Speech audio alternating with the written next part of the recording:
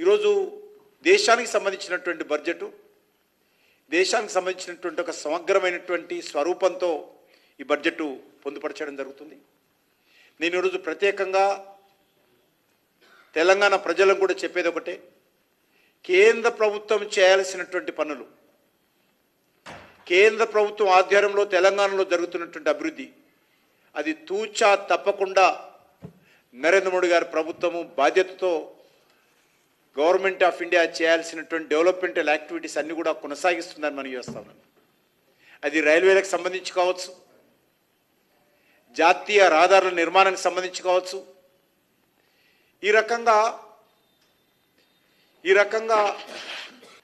developmental యాక్టివిటీలో కేంద్ర ప్రభుత్వం అన్ని రకాలుగా, అది గ్రామీణ అభివృద్ధి నుంచి మొదలు పెడితే, వ్యవసాయ రంగం నుంచి మొదలు పెడితే, పొదుపు సంఘాల నుంచి మొదలు పెడితే,